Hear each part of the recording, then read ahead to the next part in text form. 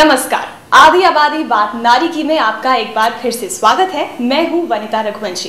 तो आइए शुरुआत करते हैं महिलाओं से जुड़े हुए इस बेहद खास कार्यक्रम की, जिसमें मैं लाती हूं कुछ ऐसी खबरें जो होती तो हैं खास लेकिन रह जाती हैं सुर्खियों से दूर। तो आइए सबसे पहले जानते हैं क्या है खास आज के इस कार्यक्रम में। देखेंगे हमारा आज का मुद्दा, इसी विषय पर बात करेंगे हमारी एक्सपर्ट से, जानेंगे करियर के नए विकल्पों के बारे में, देखेंगे इंडस्ट्रियल मैनेजमेंट के बढ़ते स्कोप के बारे में, जानेंगे आंखों से संबंधित बीमारियों के बारे में, ले चलेंगे आपको रिसर्च ऑपरेशन से जुड़ी एक सेमिनार में। तो चलिए कार्यक्रम की शुरुआत करते हैं आज के मुद्दे के साथ। जानते हैं क्या है वो समस्या जिसे हमने बनाया है आज का मुद्दा।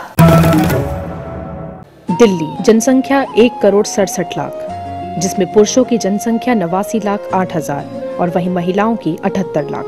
दिल्ली की कुल बाल जनसंख्या 19 लाख, जिसमें लड़के 10 लाख वहीं लड़कियां 9 लाख। कुल 86% दिल्ली की साक्षरता दर, जिसमें पुरुषों की साक्षरता दर 91% और महिलाओं की 80%। ये चौंका देने वाले आंकड़े सामने आए हैं हाल ही में हुए सेंसस की बदौलत, जिन्होंने जेंडर डिफरेंस को लेकर कई महत्वपूर्ण सवाल खड़े कर दिए हैं। लोगों की मेंटालिटी ही इतनी लो है गांव में, अभी तक वो यही सोच रहे हैं कि लड़की पैदा होगी तो हमें उसका दहेज के लिए बनाना पड़ेगा, इतना पैसा हमें उसके ऊपर खर्च करना पड़ेगा।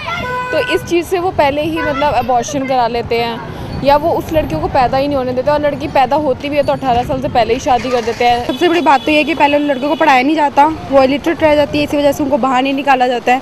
वो आज के भाग्य दुनिया देख ही नहीं पा रही है। आधी आबादी को पूरी आबादी करने का जो योगदान है वो महिला का ही है। तो आधी आबादी को पूरा महिला ही करती है, बिना महिला के वो संभव ही नहीं है। जो कुरीतियाँ अभी भी प्रचलित हैं, दहेज का, शादियों पे इतना अनाप शनाप खर्च करना, उस कहीं ना कहीं जो लड़की के जो पेरेंट्स हैं वो कहीं ना कहीं प्रेशराइज फील करते हैं। तो उस खर्च से बचने के लिए वो वुमेन को नहीं चाहते कि हमारे घर में बच्ची पैदा हो। आज भी बच्ची के पैदा होने का उतना स्वागत नहीं होता जितना कि लड़के के पैदा होने पे होता है।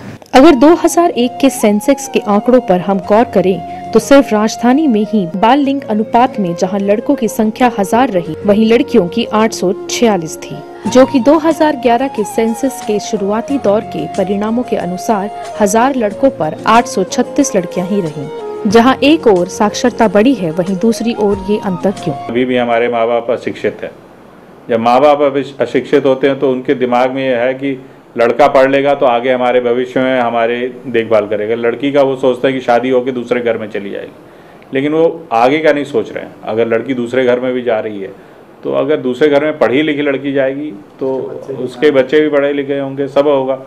तो यही हम लोग का प्रयास होना चाहिए कि शिक्षा और कुछ इंसेंटिव दिए जाएं। लिंग जांच करना अपराध है, तो उसके बावजूद भी लोग जांच करवा रहे हैं, कर रहे हैं, और जैसे उनको पता चलता है कि गर्ल चाइल्ड है तो उसकी हत्या पहले से ही कर देते हैं। उसकी वजह से क्या हो रहा है, लोग गर्ल रेशियो जो होती जा रही है हमारे यहाँ पे बहुत कम होती जा रही है। देश की प्रगति के लिए यह जरूरी है कि पुरुषों और महिलाओं को बराबरी का दर्जा दिया जाए।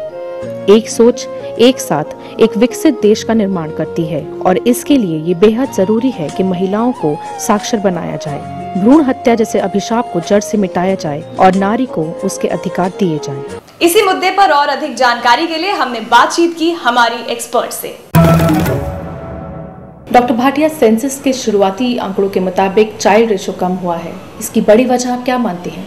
रीज़न है वो जो इतने हमारे गवर्नमेंट के प्रोजेक्ट्स चल रहे थे पिछले कुछ सालों से, जिसमें कि हमारा लिटरेसी लेवल इम्प्रूव हुआ है, हमारी फैमिली प्लानिंग सर्विसेज पेरिफेरीज में चली गई हैं, विलेजेस में चली गई हैं, और इससे ज़्यादा जो हमारा लाइफ एक्सपेक्टेंसी जो बढ़ गई है because of improved health care facilities, उसकी वजह से भी चाइल्ड रेशो कम हो। डॉक्टर साहब, चाइल्ड रेशो का कम होना हमारे समाज को किस प्रकार प्रभावित कर सकता है? चाइल्ड रेशो का कम होना इस इनिशियल स्टेज पे तो हमारे समाज के लिए बहुत अच्छा है, क्योंकि इससे हमारी पॉपुलेशन की जो ग्रोथ है वो कम होएगी। पर अल्टीमेटली अगर जैसे बाकी विकासशील देश हैं, उस जो विकसित देश हैं उसके अंदर जैसे चाइल्ड रेशो बहुत कम है, तो उनको भी एक तरह से परेशानी है, क्योंकि अब वो इस चाइल्ड रेशो को बढ़ाने की कोशिश कर रहे हैं कि एडल्ट पॉपुलेशन के कंपैरिजन में उनकी जो बच्चों की पॉपुलेशन है वो बहुत कम है। पर अभी जो हमारे विकासशील देश हैं उसमें ये जो चेंज है जिसमें कि हमारे को चाइल्ड रेशो कम होना हमारे लिए एक खतरे का निशानी बन सकती है, उस चीज़ को आने में भी बहुत साल लगेंगे। जैसे जैसे हमारी जागरूकता बढ़ेगी, हमारी फीमेल का कॉन्फिडेंस बढ़ेगा, उनको एक अवेयरनेस आएगी कि हमको